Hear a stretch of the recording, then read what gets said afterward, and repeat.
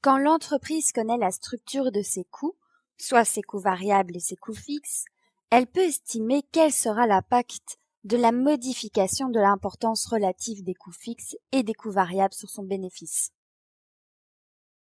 Peux-tu me fournir un exemple? Par exemple, une baisse de 10% des ventes de l'entreprise n'implique pas nécessairement une baisse de 10% de son bénéfice. Es-tu d'accord? Je crois bien. Ça doit être parce que les coûts fixes ne diminuent pas. Est-ce exact? En effet, voici l'exemple d'une entreprise de vente d'équipements d'entraînement dont le bénéfice est de 75 000 $ sur des ventes de 500 000 $. Le prix de vente d'une unité est de 1 000 $ et les coûts variables unitaires de 600 $. La marge sur coût variable unitaire est donc de 400 $, soit 1 000 $ moins 600 $. Si les ventes de cette entreprise diminuent de 10% au mois d'août, quel sera son nouveau bénéfice selon toi? Une diminution des ventes de 10% fera aussi baisser les coûts variables de 10%, si j'ai bien compris. Mais le bénéfice ne baissera pas de ce même pourcentage, je crois. Tu as raison. Si les ventes baissent de 10%, l'entreprise vendra donc 450 unités, soit 500 unités multipliées par 90% au lieu de 500 unités. Pour calculer le bénéfice, multiplions 450 unités par leur prix de vente de 1 000 $ pour obtenir un résultat auquel il faut soustraire à la fois 450 unités multipliées par leur coût variable de 600 $ et des coûts fixes de 125 000 $. Le résultat de ce calcul est un bénéfice de 55 000 $.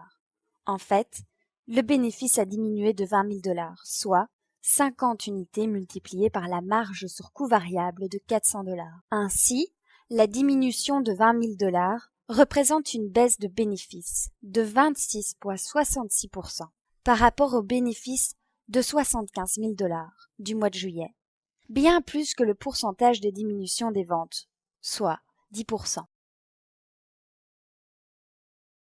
Pourrait-on calculer le seuil de rentabilité de cette entreprise en unités? Oui, les coûts fixes doivent être divisés par le prix de vente, auquel il aura d'abord fallu soustraire les coûts variables unitaires.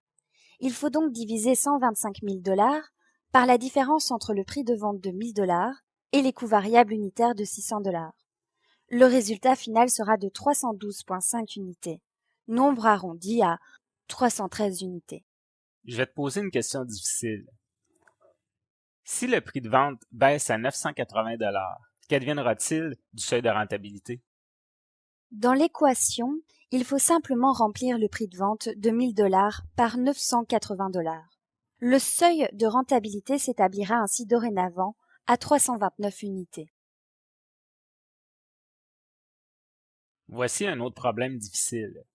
Si l'entreprise veut réaliser un bénéfice de 200 000 $ et faire un don de 50 000 $ à une œuvre de charité, combien d'unités devra-t-elle vendre?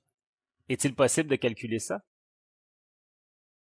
Bien sûr, en fait, il faut ajouter au coût fixe de 125 000 $, le don de 50 000 $ et le bénéfice de 200 000 $. On obtient ainsi un résultat qu'il faut ensuite diviser encore une fois par la marge sur coût variable de 400 $, ce qui donne une fois le total arrondi 938 unités.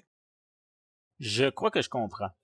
Finalement, c'est assez simple lorsque nous connaissons le prix de vente, les coûts variables unitaires et les coûts fixes. Tu as bien raison.